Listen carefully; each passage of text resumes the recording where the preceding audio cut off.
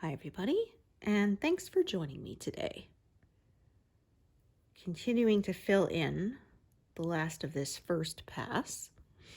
To fill that in, it will be 28,000 total. I'm less than 1,200 stitches off that, so I'm getting closer. Not as far as I'd hope to be at this point of July, but oh well. It's been a bit more confetti heavy than I thought it was going to be. That has played into it, but I definitely expect to finish this pass during this month, as like I said, that's less than 1,200 stitches away, so we still have plenty of time.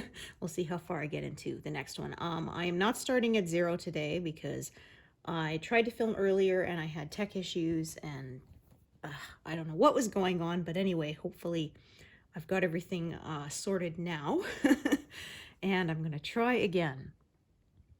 So I talked a bunch and I don't remember what I talked about, so hopefully I don't repeat myself from the time before, whatever, but you know how it goes. Unfortunately, these things do happen. We're having a nice sunny day today, not too hot. As I've been saying in previous videos, this has been a very rainy kind of summer. In fact, so much so that there's lots of toadstools and mushrooms popping up everywhere. I saw a huge one actually the other day. I was on a walk and it was like the size of a saucer. First I saw it coming out of the ground and it had sort of broken earth around it, and I kind of thought, well, what is that? I thought maybe it was some toy or something, and I got closer and realized, oh no, it's a huge mushroom or toadstool. I don't know the difference between those two, so I guess that's something else I'm going to have to look up because now I'm curious. But anyway, like I said, they are everywhere. And I remember we had one summer like this when my son was little and he wanted to go play outside, so his dad had to go out and dig them all out of the backyard first before we could let him play out there, because you never know which ones are poisonous, right? And he was a toddler then, and you can't just tell them don't eat the mushrooms, because probably that's the first thing they're going to want to do then because you told them not to. And it takes them, you know, a couple of seconds to put something in their mouth before you can stop them at that age. So but, I say I won't complain. Other places have been really suffering in the heat. I am definitely not a fan of that. I always say I prefer it to be too cold versus too hot. So I am working to around, like I said, this line 50 or so. Got sort of 200 and I'd say 50 stitches kind of in this area here, and that's what I'm focusing on today. This isn't the most confetti heavy I've ever stitched, but it is a bit.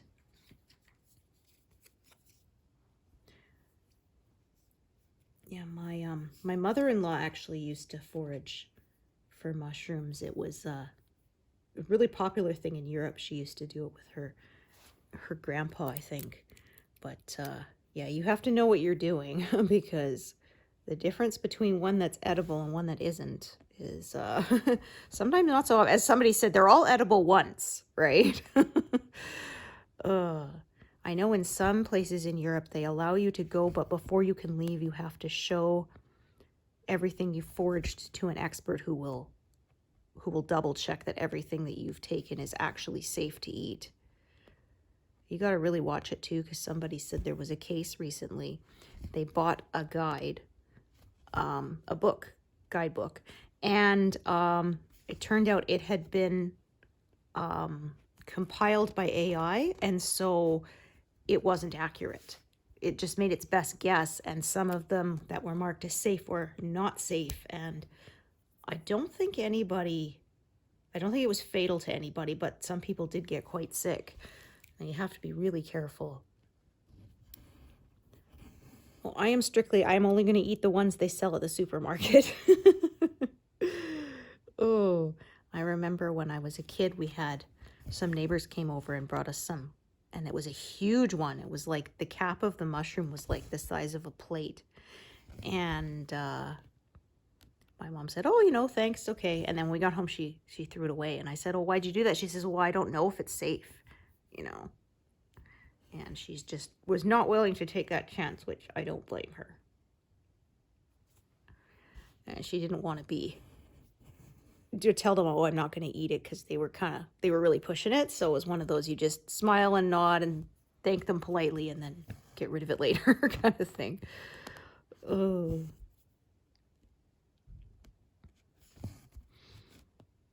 Mushrooms tend to be a love them or hate them kind of thing. I love them, but I know some people don't. And there was one place we went actually one time. My sister said she had the mushroom burger. Normally that means like a beef burger with like sauteed mushrooms on top. And no, it turned out it was actually a mushroom cap was the patty, a huge one. She said it was really good. She really enjoyed it, but it wasn't what she was expecting. Because usually when they say mushroom burger, they mean the burger has mushrooms on it, not that it's made of mushrooms.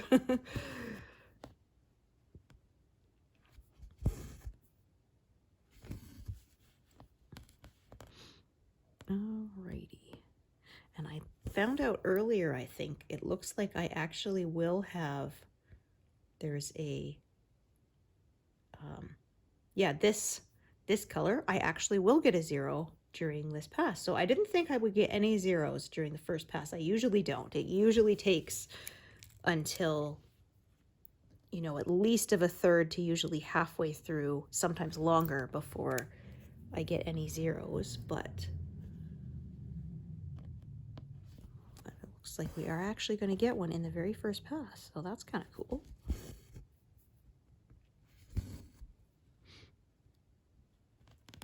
Park this here.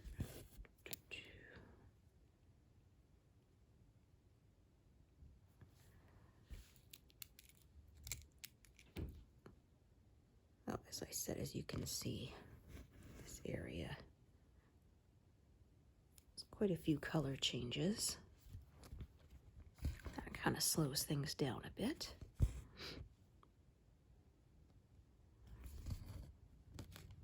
That was on my own, but husband and kiddo are coming back tonight from work. Kiddo finally has been added to the company insurance, so he can drive company vehicles now. It took them a bit.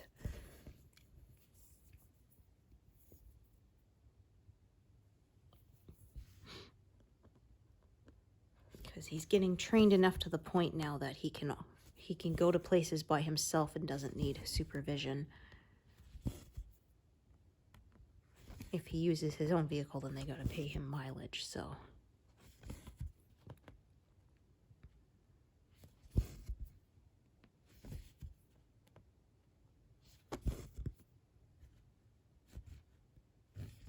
He won't get his own, but at least, like I said, that way now he can drive the company vehicles. And he's actually one of the drivers who can drive the GTO. Because obviously it's a manual. I was saying in a previous video, they were almost going to get rid of it. It's, you know, it's pretty cool. It's got company logos on it and stuff, and they put it in the, you know, the local city parades and things. And they were going to get rid of it because no one could drive it. And then they hired my husband, and he can drive it no problem. So then they kept it, which is nice. It's cool. They take it on locations, and they take it to car shows. And people love it. It, you know, it's free advertising, of course, for them because it's got, like I said, their company logos on it and stuff, and they sponsor the shows too. They're often one of the high sponsors of those shows. So it was kind of cool because they had a big, the last one that I went to, they had a big screen there, and it was showing sort of, you know, these are our premium platinum sponsors, you know, gold sponsors, silver sponsors, those kind of things. And anyway, so it's kind of cool because the GTO was parked right by the screen, so sometimes when their company logo came up, it's like, oh yeah, there it is, matches the car. Sometimes my husband takes his Prelude in. It's a 1988 Honda Prelude that he worked on in his senior year of high school and like a couple years beyond. He and his dad rebuilt it, lowered it. They changed it so it has only one big windshield wiper, which is kind of cool. And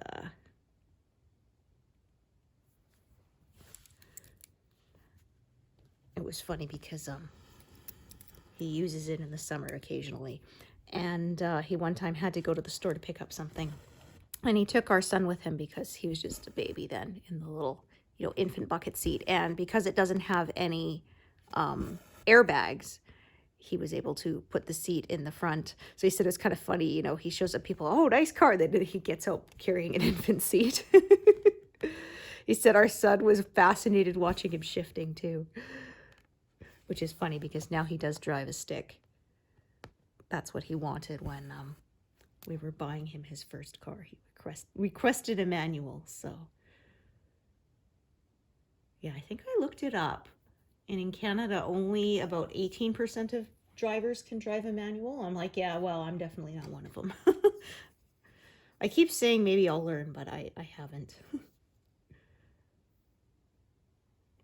Well, I don't want to, what my husband calls money shift, when you accidentally shift from like fourth down to second, and money shift because it'll cost you a lot of money. It's not good for it. Oh.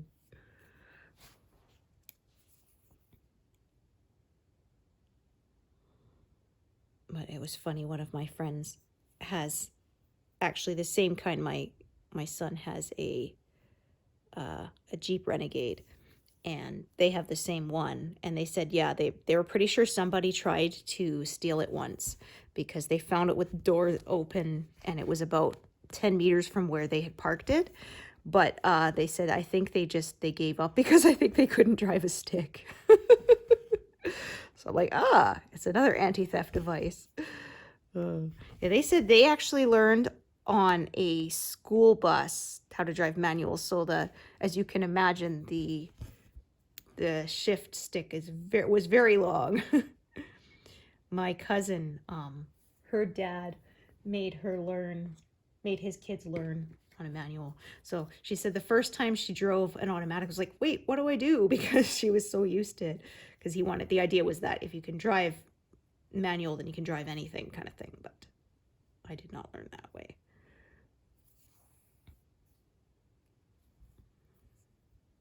Yeah, our son learned on his dad's Honda Prelude. The whole go out to an empty parking lot. So if it gets away from you, you don't hit anything. He said, yeah, he left a patch a couple of times because it got away from you. Oh, gee.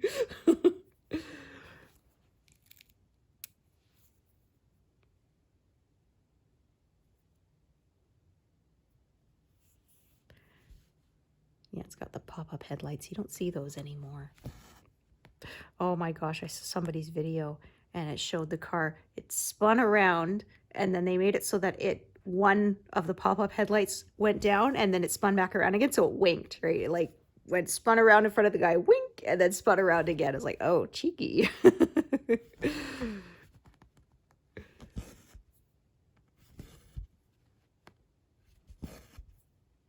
Well, I guess they're less aerodynamic, right? The pop-up headlights. Plus, there's always the possibility too that when you need them, they won't open up. And you don't really want that if you're on a dark road and you can't get your headlights to open, right?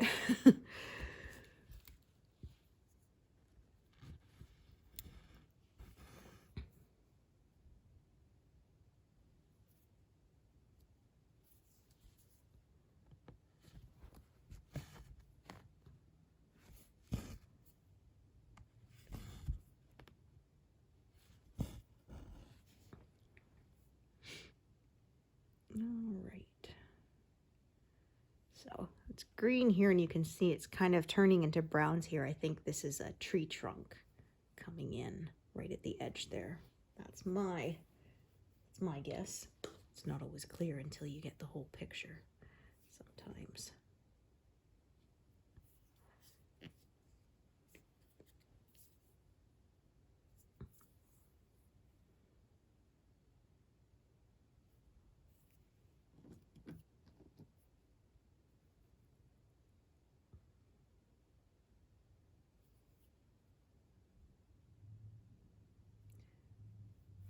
So when I have this pass done, I will be at 14%.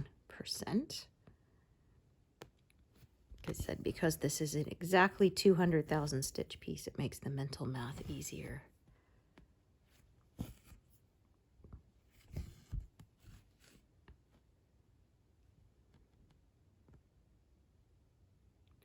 Okay. And then I can, obviously I'm not pin stitching this close to the edge here because I don't want, so I'm drawing them back towards the center.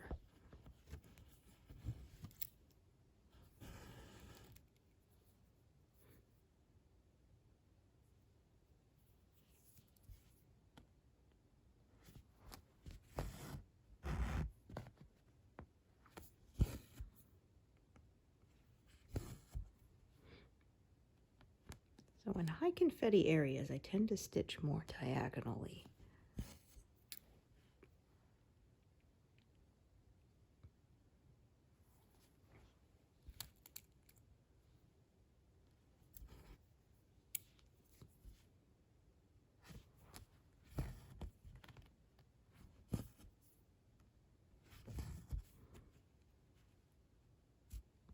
So I was saying about how I was watching Downton Abbey. I'm now down to, I have the last movie left. the grand finale, which they have said will be the final installment. And I'm at that bittersweet. I want to watch it, obviously, but I also kind of don't want to watch it because once I do, then it's over. And there's no more. You know a story is good when it's like that for you, right? You want to finish it, but you don't want to finish it. I know someone who said they've actually never watched the finale of a few shows because it'd be over. I'm like, okay, but that would drive me crazy to not know how it ended. So I couldn't do that. But yeah, I have had this sort of, I could have watched it yesterday, but I decided to take a break and I'll finish it today. I was kind of tired and I wanted to be able to be awake to fully enjoy it.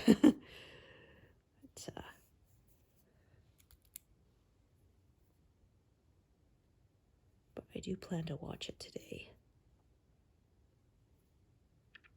It was quite a lot of change. I'm now reading the companion book about it, and the creator and writer of the show, Julian Fellows, he basically, I mean, he's not that old, but he did kind of come at the tail end of sort of the end of those great estates and grand houses as things were changing, or at least he also heard about it from, you know, parents, grandparents and stuff. So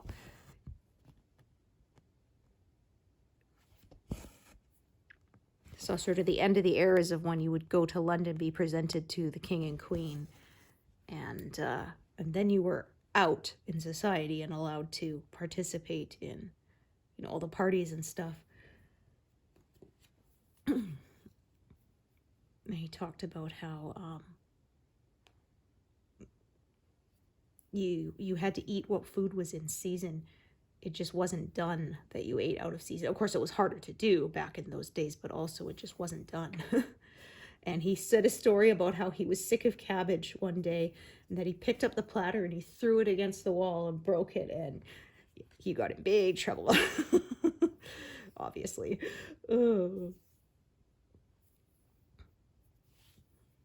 Like, I can understand. Meal after meal of cabbage would get pretty tiresome.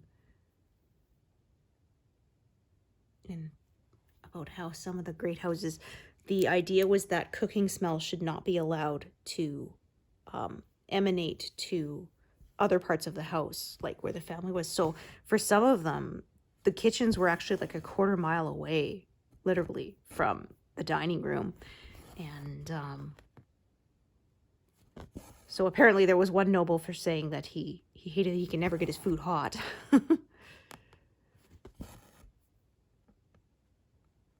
They said the filming was difficult sometimes with continuity because the kitchens and everything had obviously been renovated in Highclere Castle where they filmed.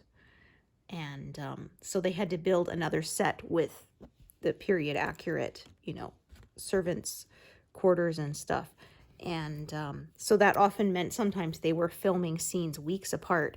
And so like there was one where there's an episode where Branson was going to, oh my gosh. All right, I'm back. Ugh, would you know it? I got up to answer it just to get a busy signal, which doesn't make any sense. It must have been a crossed wire or something, but oh, that's annoying. Anyway, I was saying about Downton Abbey, and they said sometimes they were filming.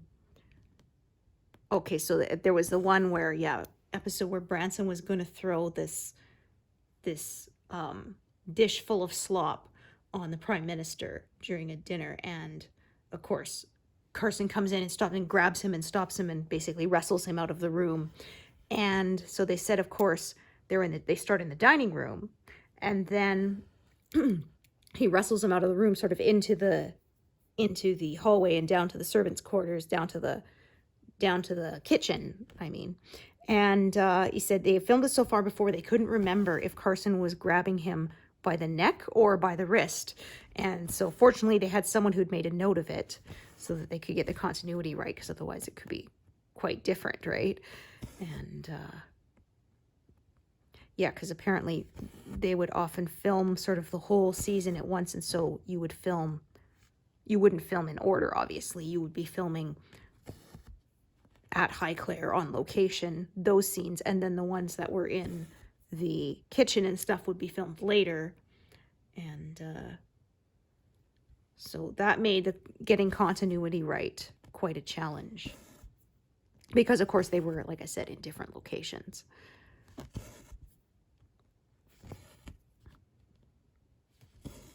And they said a lot of the scenes take place in the dining room because it's a good place where, of course, all the characters are together and such. And but they said the actor who played Carson said he didn't like those because it was 10 to 12 hours on your feet for him, which, of course, because he's serving, right? So they have to stand there while the family eats. And yeah, that can be quite a lengthy day. Especially in clothes that are not necessarily very comfortable either.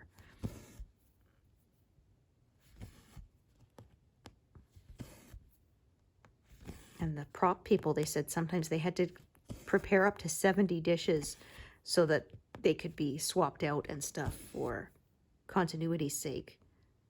It's quite a lot.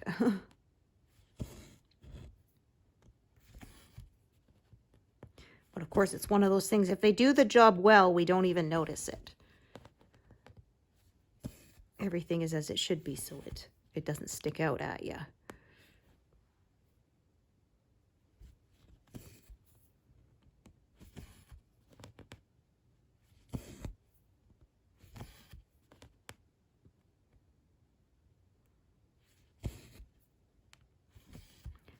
If I ever go to England, that's definitely going to be one of my destinations to go see Highclere Castle where they filmed it. I'd like to see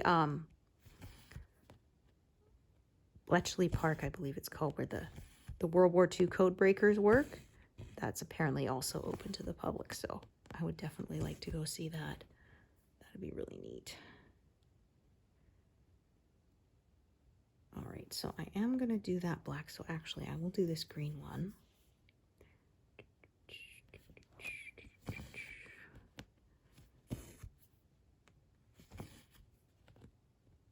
Here. Park that there. Then, so that I could do all of these black stitches at once.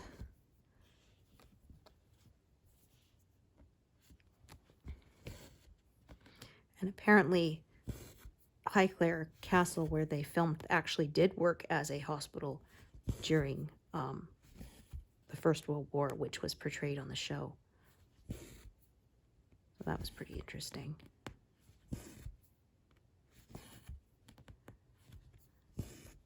Yeah, very few of those houses as family homes remain now. Most of them have become museums or institutions. You know, they were sold off and made into schools or hospitals.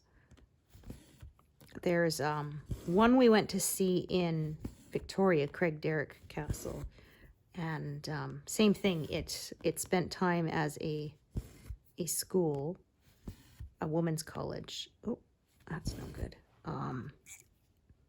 And apparently as a hospital during wartime too.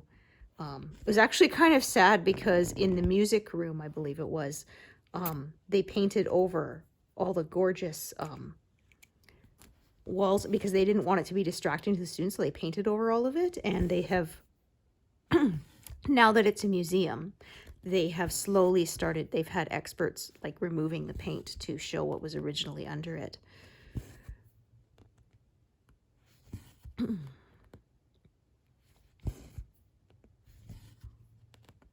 We went to see that a few times because we used to live on Vancouver Island, so we used to go to Victoria sort of 5 or 6 times a year.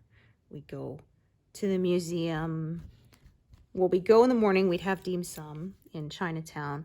We'd usually go to the museum. Sometimes we go to the castle. The museum, we generally had a family year pass, so it was definitely worth it. That's no good. And then we often go to Beacon Hill Park. Walk around there. My gosh, what are you doing? You are so tangled. You do not want to let go, do you? Oh, how irritating. Kind of sliding along there, but it won't pop out. Oh, there we go. Okay, I knew it. Usually, if you can just find the right sort of loop to get your needle into, you can usually get it to let go. This one, I couldn't seem to find it. Oh dear. No, it's that one there.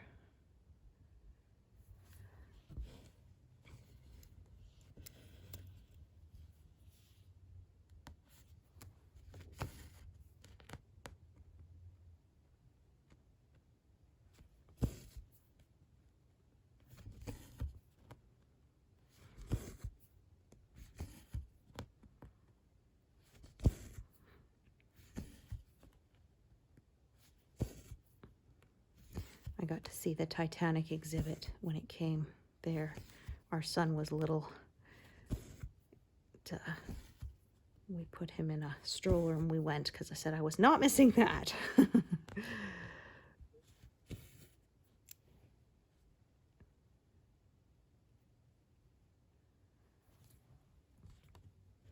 It was amazing. Some of the leather trunks and luggage cases and stuff that had been recovered were still in fairly good shape, which you wouldn't expect.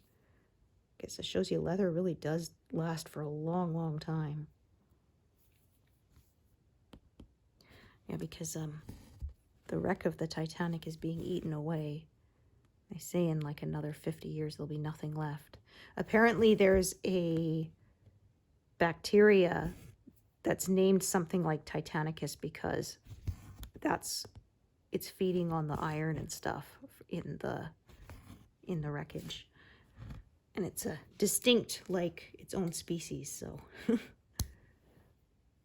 All right, so yay. There's only 2 of this left. And you know what? I plan to come up here and fill it in, so I'm going to get a 0 on camera. The very first 0 will be on camera. Woohoo! Won't that be fun? I definitely, like I said, did not expect to get a 0 this early on in the project. I had looked earlier and it hadn't looked like it, but I was mistaken.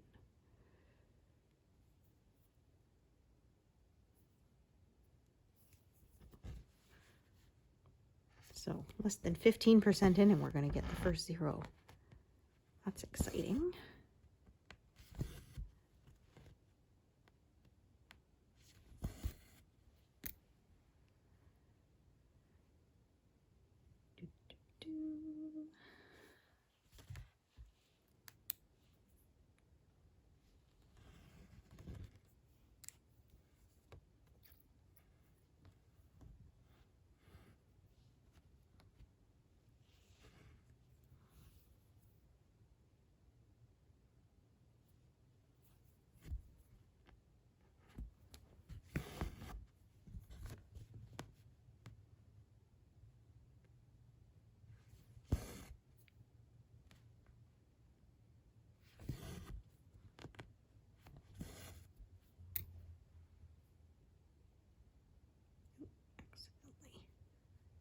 Parked it in the wrong one.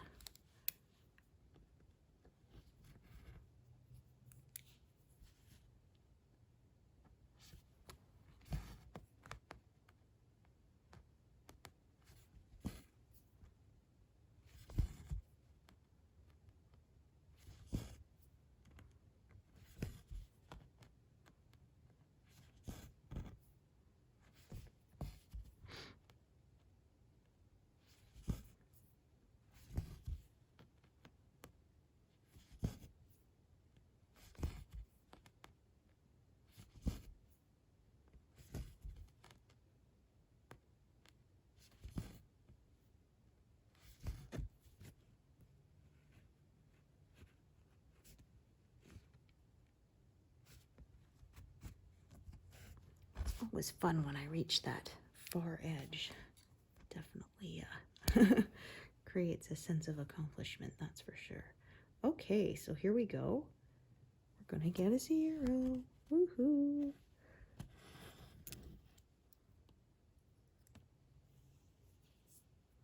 Needle almost didn't want to stay on.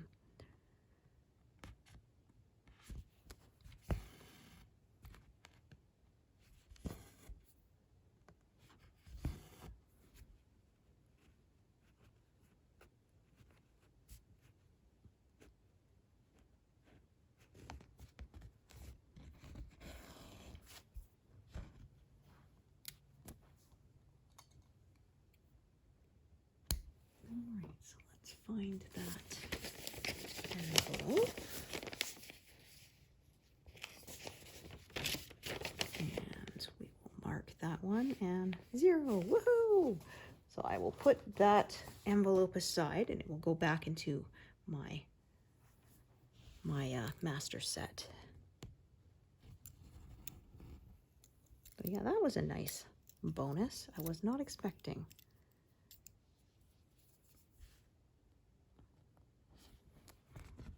Oh, and I'm at 200, although, like I said, it started at 128, so I haven't done 200 on camera yet. I've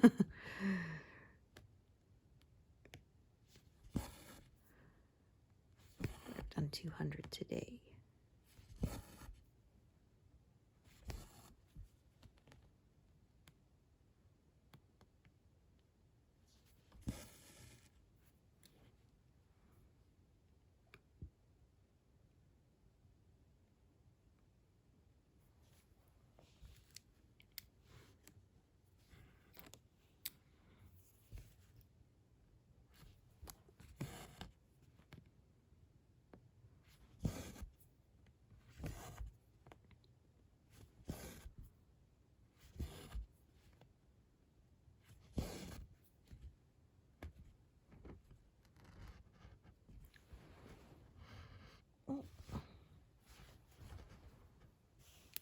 Darn it.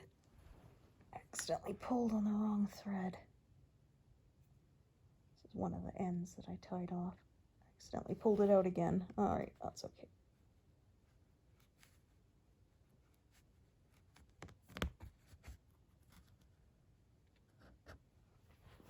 There, all fixed.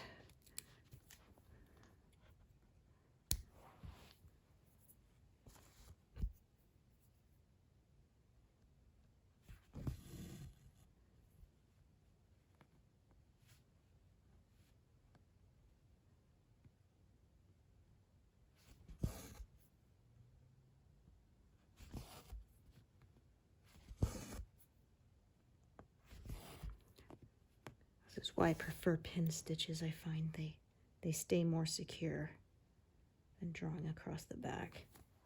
At least they have in my experience. Might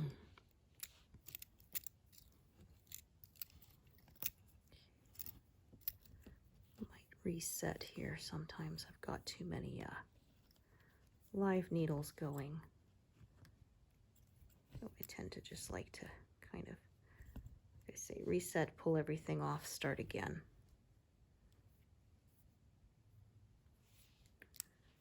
Well, didn't have to. I'm getting to the point where things are being tied off, so there aren't as many live needles. I won't be stitching with that one for a while, so I'm just going to unthread it and leave it alone.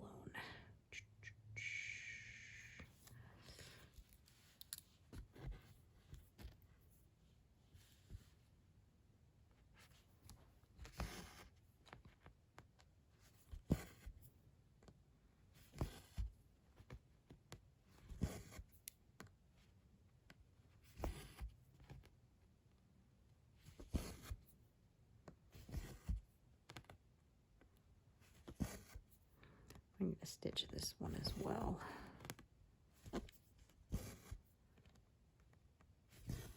It's still connected on one side, but I will not be stitching this one because it is not connected by a corner. Doesn't count for my method. Because once I start doing that, I start making mistakes.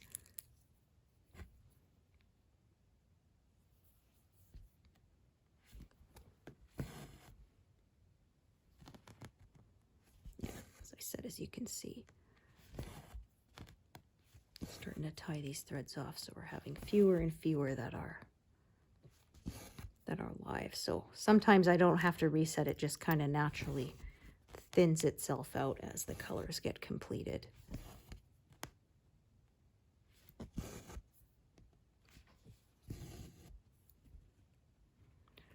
Oh, so I talked about in a previous video, I ordered a magnifier and it got stuck in customs, which was frustrating. I don't need it for this, but when I work on an 18 count piece, I'm finding I do. Magnification helps, and yeah, like I said, I ordered one and then it got stuck in customs, and it didn't move for several days. I was starting to get a little nervous, and I was going to email them this morning to see if, like, sometimes they need you to, you know, confirm your mailing address or your postal code or whatever. And so I was going to email them this morning, and but I thought, well, I'll just check the shipping, the tracking information one more time. And this morning it now updated that it's been released from customs. It's now in the hands of Canada Post and on its way to me. So woohoo! I was so glad I didn't have to do that. Partly saying, well, give it a little time, because, you know, sometimes even too, your package is moving, but they forget to scan it, so it doesn't show up on your on the tracking information hasn't updated. And yeah, it's updated now. It says it's moving now, so I expect to see it in the next couple of days, hopefully. I did have one that I bought from Michael's. It was one that kind of wrapped around your neck. So the one end held the battery pack for the lights, even though I didn't actually use the lights on it at all. And then the other end held the magnifier.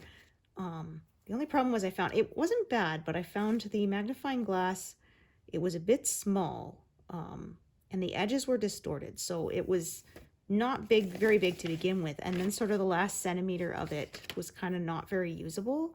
So I found I was having to move it around constantly, even when I was still kind of trying to confine myself to a smaller space.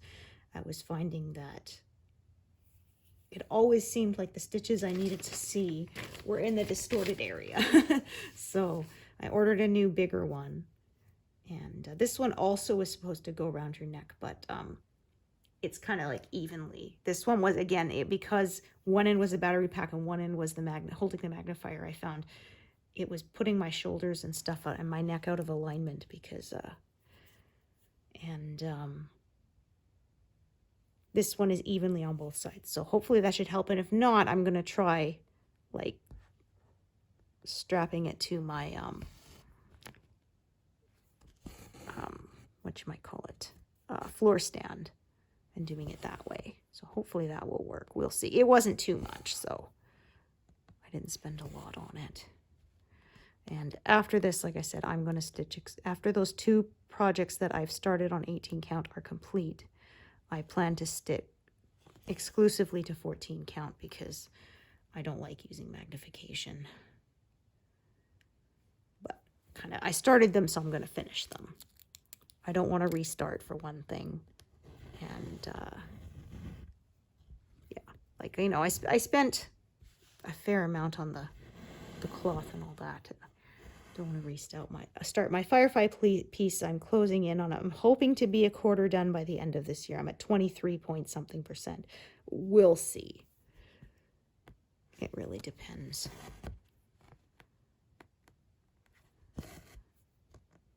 I don't know if I'll ever finish because it is a lot. It's over 500,000 stitches. And because it is very detailed and 150 colors, that means that my progress on it is slower as well. My husband was saying that if he did this project, he'd do the max color. I'm like, well, yeah, of course you would.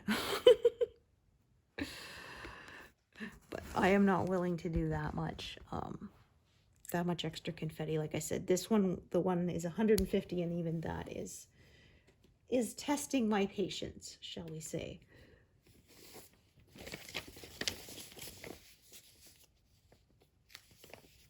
And I've got my peacock piece is hanging up on the wall opposite my stitching corner, so I can kind of glance up at it every now and then, and I'm like, yeah, I feel that it's very colorful just the way it is.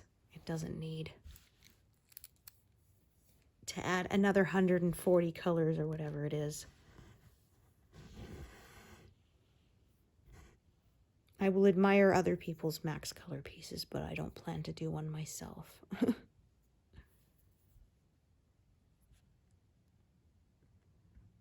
They did have a sale at Heaven and Earth Designs early July, but Amy Stewart's charts were excluded, so I didn't buy anything, because that's the one I've kind of got my eye on now, is the Winter Reading Nook.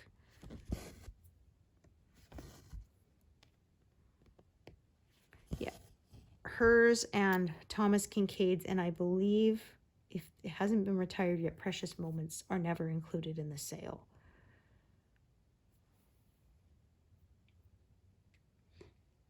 Although I think Precious Moments might have been retired. I'm not sure. I can't keep track.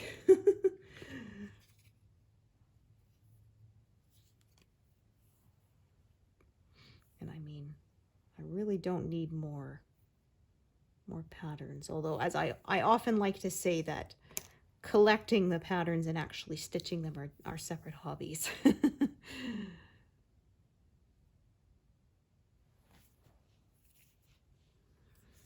I think I'm kind of at the point now where I've got more than I can do in my lifetime.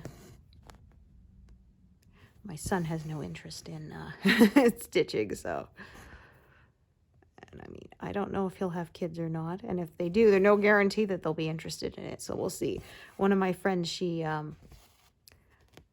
got a couple of her daughters started on it, but on full coverage pieces, but they lost interest and abandoned them pretty quickly. So she's like, darn it, I was hoping to have someone who'd want to inherit my collection, but I guess they don't really care.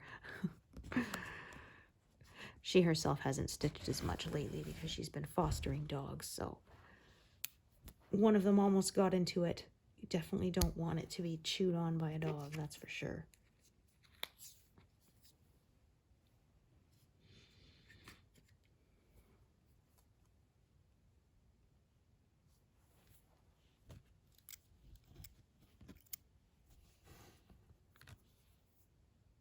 Yeah, she has her own dog, and then she fosters other ones for people to adopt. So she housebreaks them, teaches them, you know, basic commands. Sit, stay, you know, fetch, leave it, that kind of thing. But, and then, yeah, like I said, they go on to hopefully find their forever home.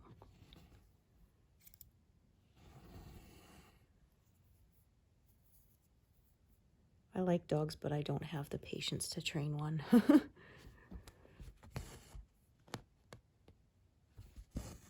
So I pet other people's dogs.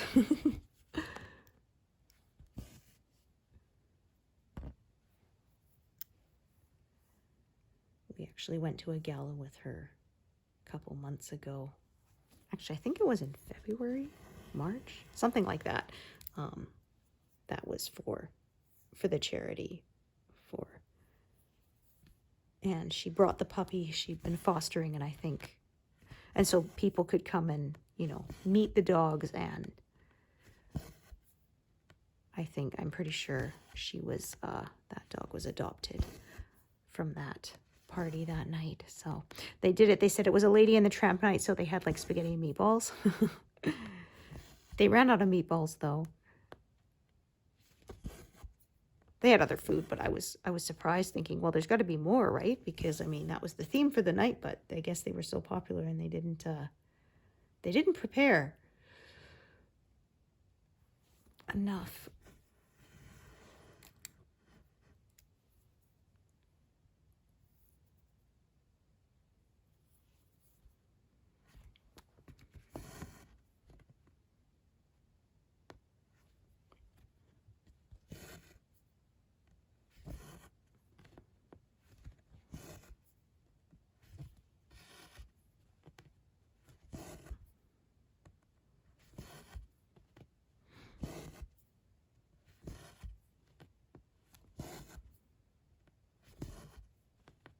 I'm going to do this one too. I don't feel like leaving it undone.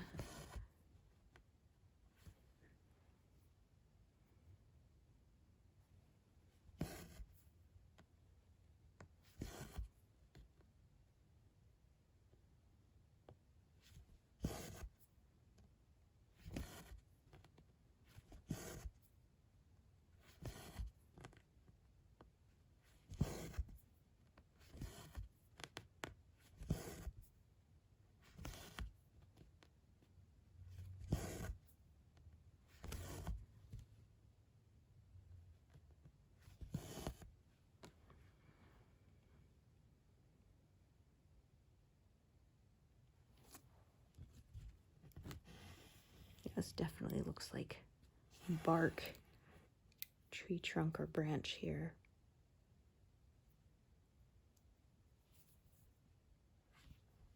Oh, I picked up the wrong thread. Yep. Silly me. Suddenly realized that doesn't look right. I'm sure some of you noticed.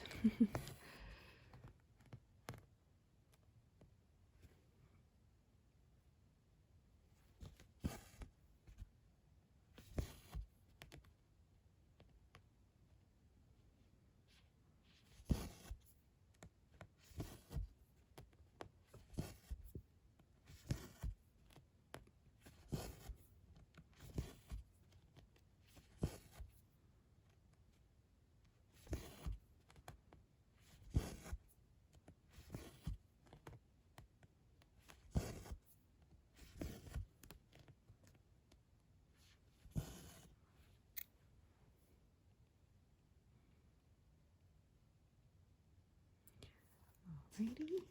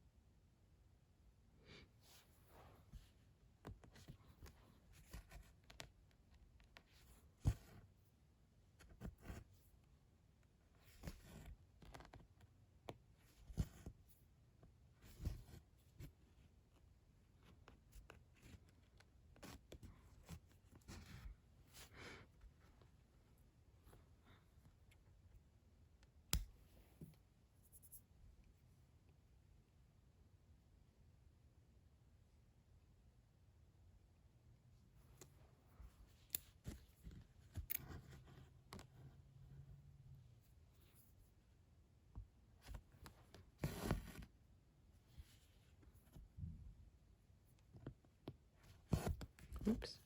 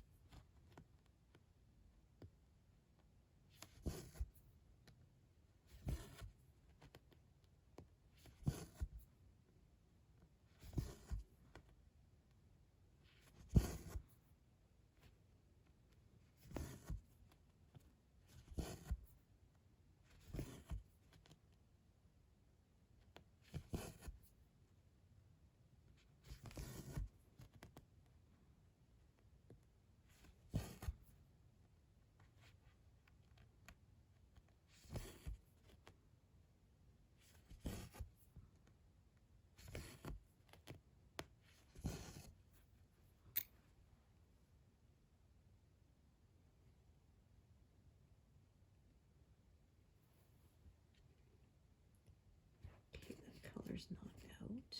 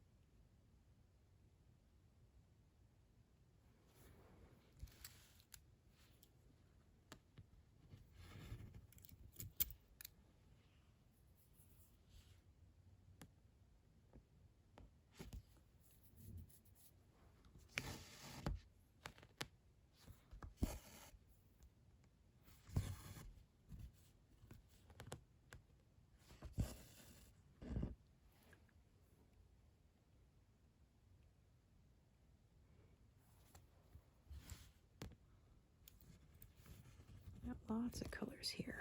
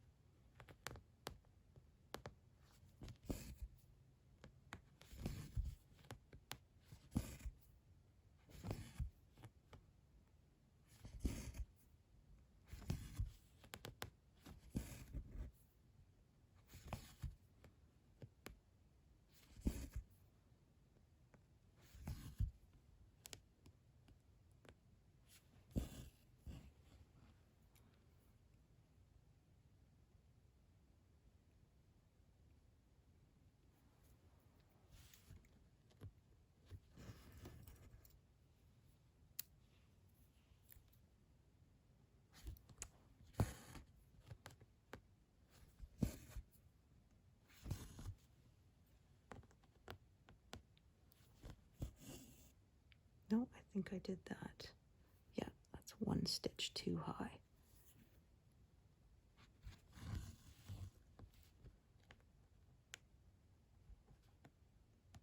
Try to come up without splitting the fabric. Oh, pulled an end up with me. There we go.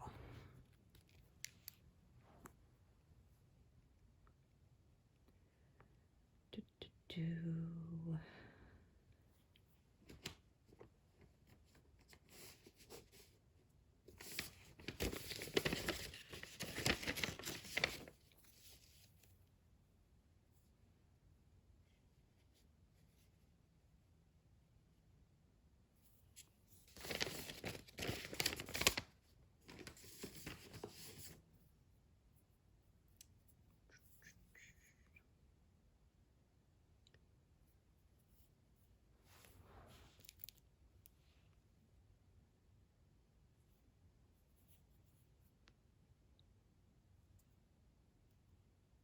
Oh, that's no good. Darn it. I hate when it does that. Okay. I'll thread it from this side. So the more I try to do that, the further it's gonna split and shred, and that's no good.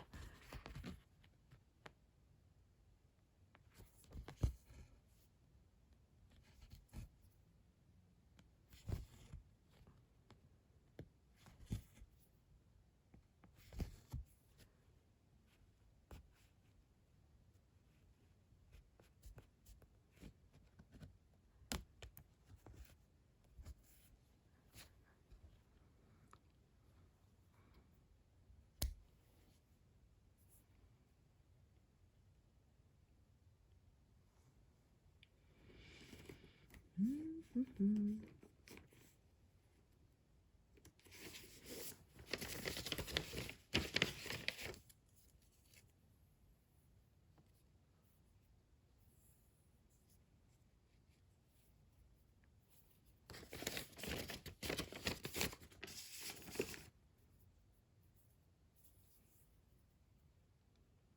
So once again, this thing's probably going to roll over to say that it's 13.5% a few stitches early. It tends to do that.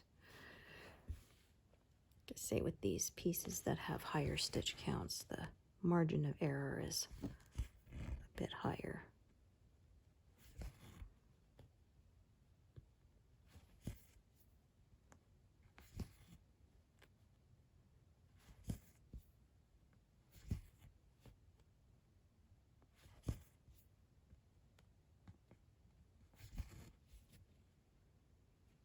My goodness, so many colors.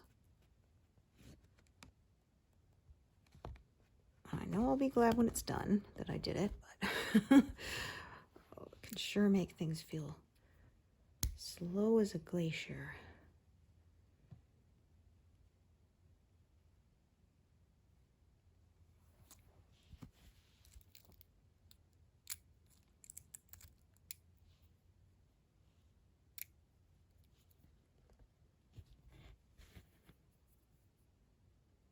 Yes, I didn't leave this one threaded because it was so short. The needle wouldn't have stayed on anyway. There was no point.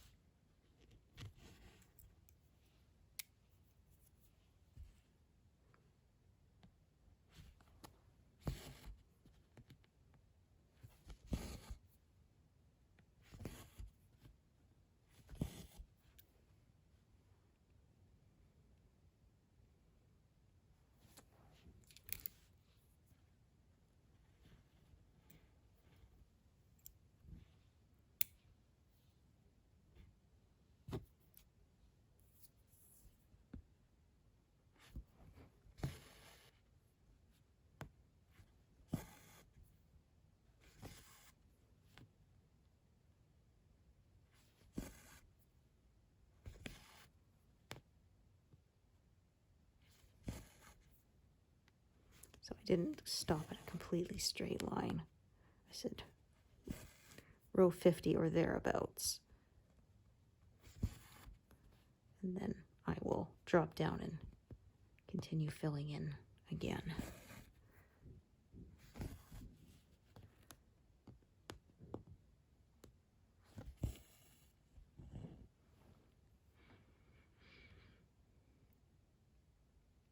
Try that again.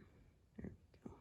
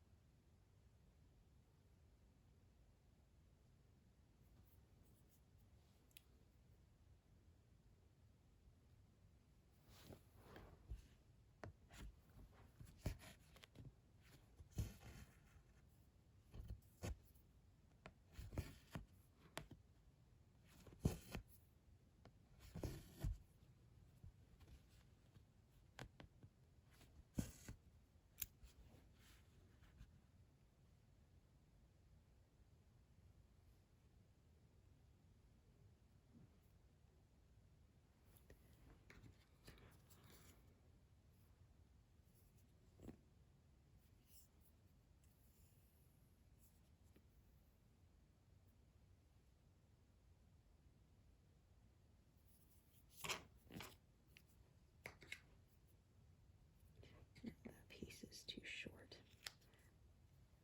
I thought maybe it'd be long enough, but once I folded it in half to loop start, I realized, yeah, it's not going to be, so time to pull out a full-length piece.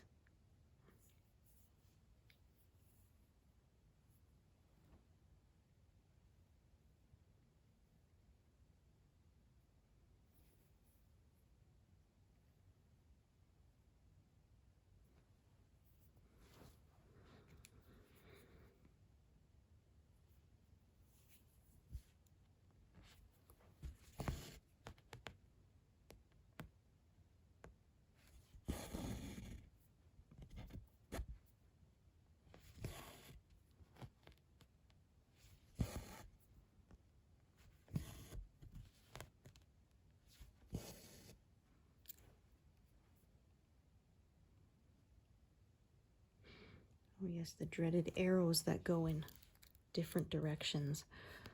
This makes me very happy for Pattern Keeper to do the searching for me. Keep me from mixing it up.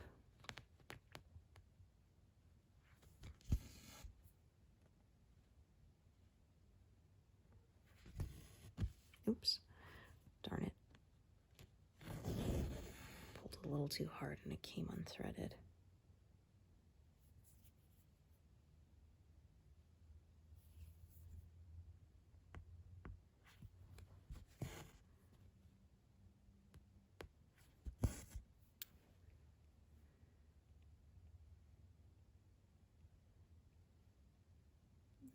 There's the arrows that point in the other direction.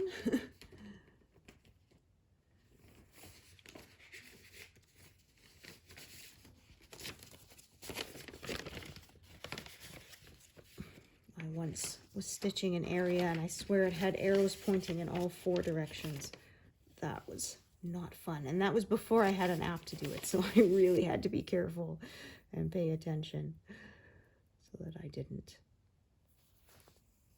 mess it all up.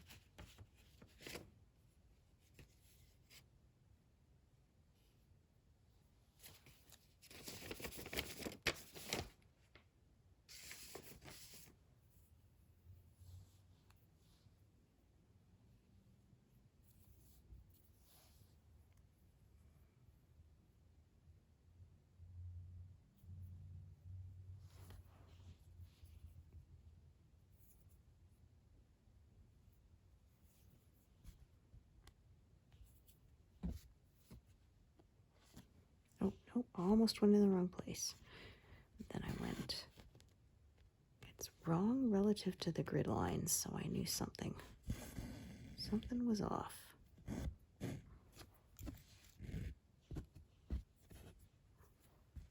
Other threads want to join in,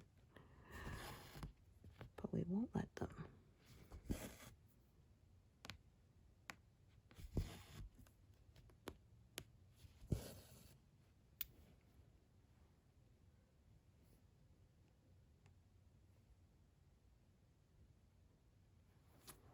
All right, we get to do a few in a bunch here.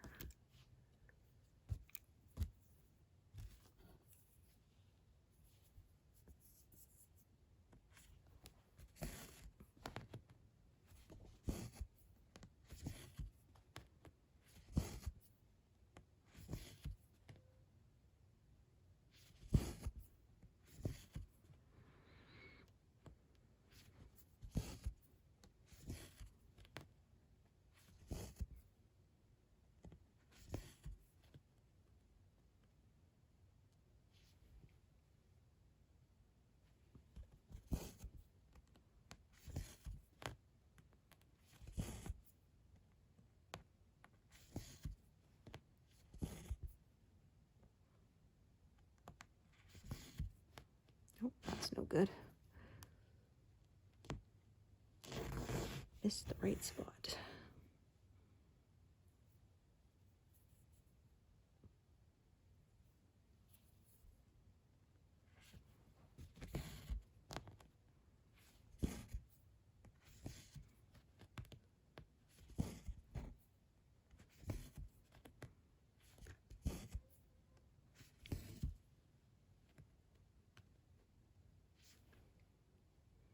So, like I said, there's actually 7 more stitches to go before it's actually 13.5%, but the counter rolled over early.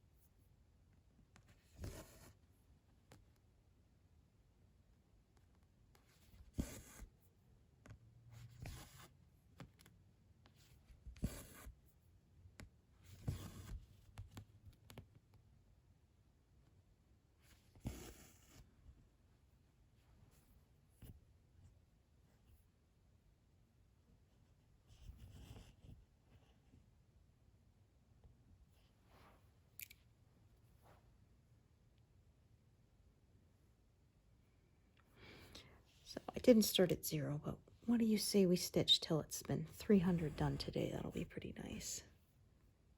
And that'll leave me with less than 1,000 stitches in this pass before it's completed.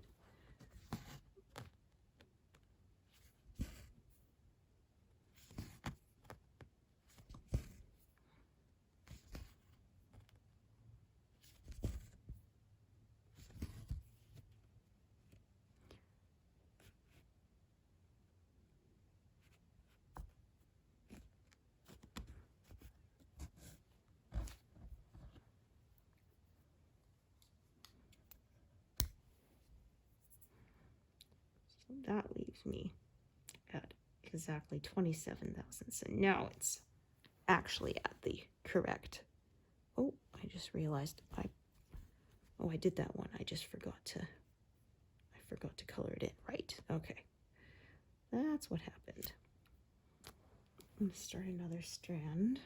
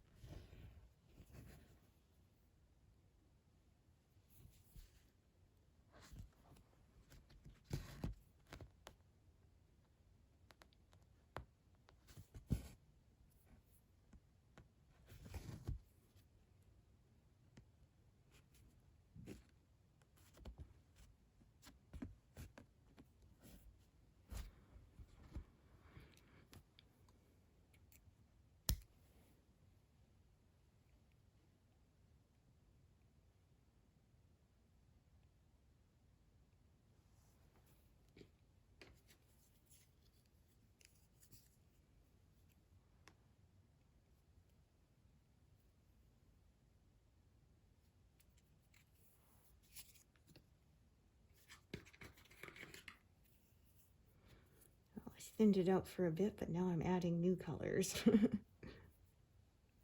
Kind of seesaws back and forth.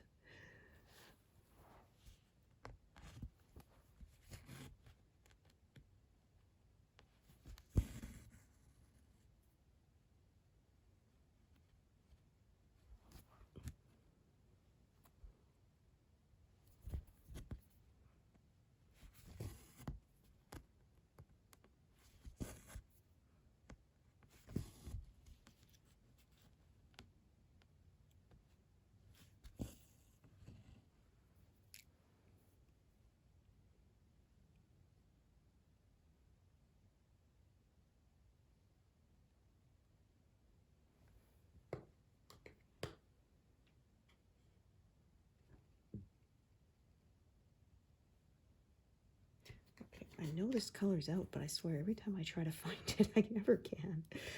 I always end up having to, I open up the envelope, I look and go, oh wait, the card's not in here, so it must be out, and then I find it. Oh, it's happened like 4 or 5 times now. Very irritating.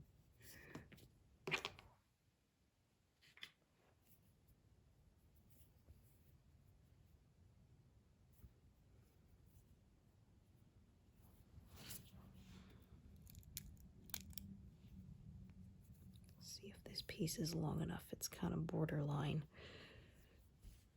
If it's still long enough to manage a stitch or not.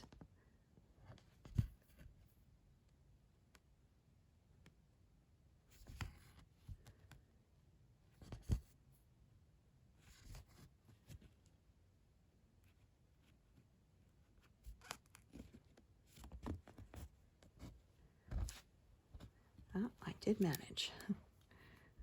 Nice.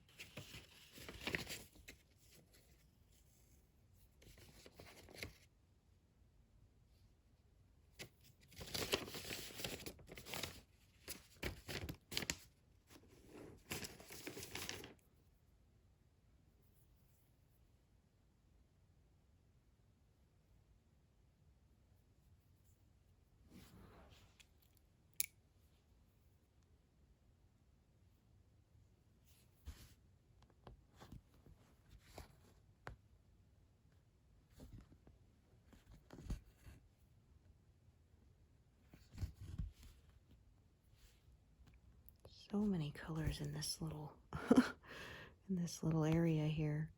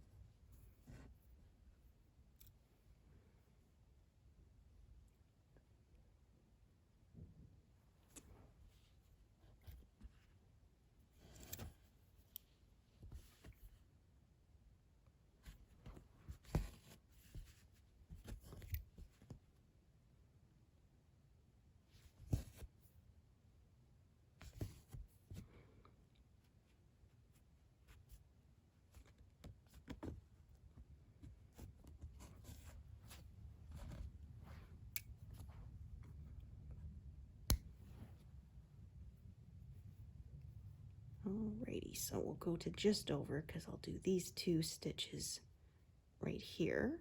So that'll put me to just over 300 now. Of course, like I said, I started at 128, so I didn't do all of them on camera, but still, I'm pretty happy with that. And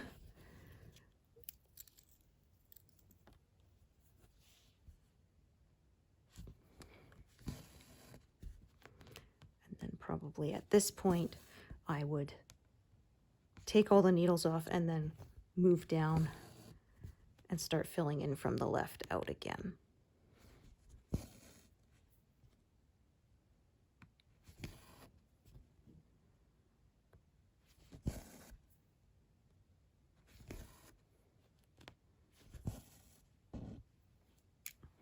Alrighty. So thank you so much for joining me today, and I hope to see you here next time. Thanks, everyone.